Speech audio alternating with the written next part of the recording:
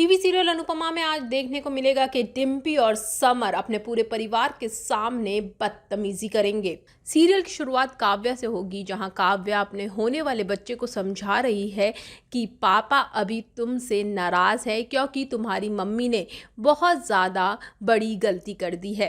अक्सर ऐसा ही होता है कि पेरेंट्स अपने मनमुटाव की वजह से बच्चों से नाराज़गी करते हैं। इसके बाद कपाड़िया हाउस में देखने को मिलेगा कि बरखा बहुत ही ज़्यादा परेशान है। अंकुश जो रोमिल को कपाड़िया हाउस में ले आया है। अनुपमा बरखा को समझाने की कोशिश कर रही है कि रोमिल बच्चा है और वो अपना गुस्सा रोमिल को ना दिखाए।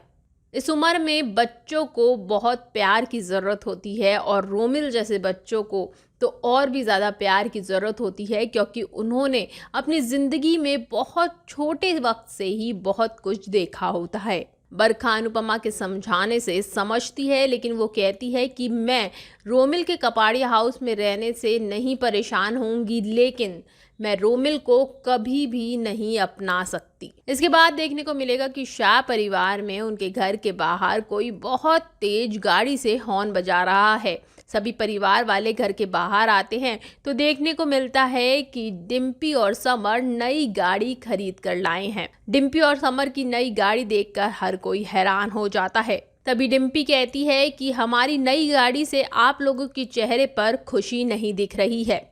तोशु कहता है कि खुशी तब होगी जब ये गाड़ी किसी के एहसान के तले ना होती। मालती देवी तुम लोगों को यूज कर रही है और तुम्हें ये बात समझ में नहीं आ रही है। डिम्पी तोशु से कहती है कि आप खुद तो कुछ नहीं करते और दूसरों की खुशी में भी आपको कभी भी खुशी नहीं होती है।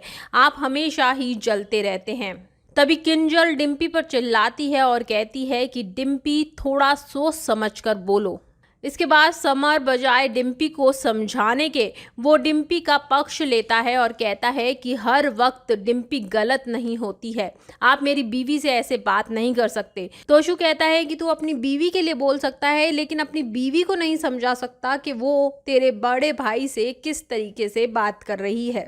इसके बाद समर कहता है कि आपको हमेशा से ही मेरी खुशी से प्रॉब्लम है। हमेशा से ही ऐसा होता आया है कि आपको मुझसे प्रॉब्लम रही है। आप भूल गए कि आप किस तरीके से मुझे नचनिया कहते थे, और आज वो नचनिया जब कुछ अच्छा कर रही है तो आपको बहुत दिक्कत हो रही है। आप तो एमबीए में टॉप क्लास थे, फिर भी आज आप कुछ नहीं कर रहे हो।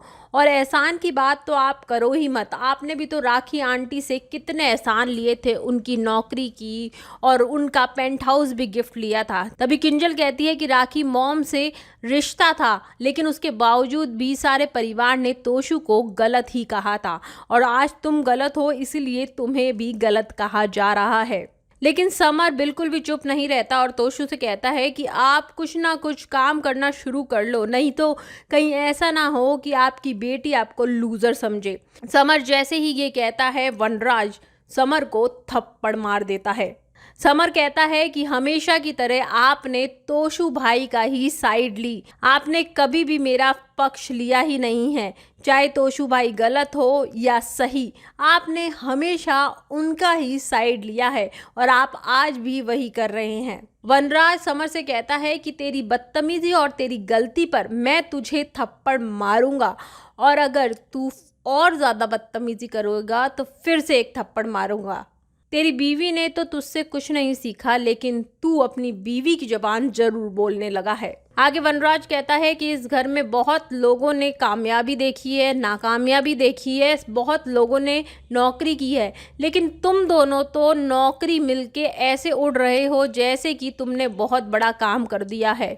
वनराज कहता है कि आज तू तोशु से बदतमीजी कर रहा है, कल तू मेरे से बदतमीजी करेगा और परसों तू बापूजी का अपमान करेगा। इसके बाद वनराज कहता है कि इस घर में मैं किसी भी बड़े का अपमान इसके बाद वनराज कहता है कि मैं इस घर में किसी भी बड़े का अपमान बिल्कुल भी बर्दाश्त नहीं करूँगा। तू और तेरी बीवी अभी की अभी तोशु से माफ़ी मांग। लेकिन समर ऐसा नहीं करता है। इसके बाद दिखाया जाएगा कि कपाड़िया हाउस में अनुपमा बरखा को डाइनिंग टेबल पर नाश्ते के लिए लेकर आएगी, और वहीं अंकुश भी रोमिल के साथ डाइनिंग टेबल पे आता है। अनुपमा जैसे ही रोमिल को नाश्ता परसने वाली होती है तो रोमिल कहता है कि मैं मिस्टर कपाड़िया यानी कि मेरे फादर की वजह से इधर तक आया था, मुझे नाश्ता नहीं करना है, मैंने अपना नाश्ता ऑर्डर कर लिया है और उसका बिल पे कर देना। और ऐसा कह के रोमिल उठकर चला जाता है। तभी बरखा कहती है कि देखो कितना बदतमीज़ है ये बच्चा, इसे बात करने की बिल्कुल तमीज़ नहीं है और तुम्हें इसको इस घर में रखना है। तभी अनुज अंकुश को कहता है कि भाई आपको रोमिल को समझाना होगा, वो इस तरीके से बड़ों का अपमान नहीं कर सकता और वो भी मेरी अनुपमा के साथ तो बदतमीजी बिल्कुल नहीं कर सकता। अंकुश कहता है कि मैं रोमिल की तरफ से माफ़ी मांगता हूँ और मैं उसे समझाने की कोशिश करूँगा, वो परिवार के साथ नहीं रहा है इसलिए वो ऐसा बदतमीजी से बिहेव कर रहा है। आने वाले एपिसोड में देखने को मिलेगा कि धीरे धीरे करके गुरु माँ अनुपमा के सारे बच्चों को बहकाने की कोशिश करने में लगी हुई है, लेकिन अनुपमा इसका जवाब गुरु माँ को ज़रूर देगी। अगर मिनिस्ट्री ऑफ बॉलीवुड को आपने अभी भी सब्सक्राइब नहीं किया है तो प्लीज़ इसे सब्सक्राइब ज़रूर करें और हमें फॉलो करें।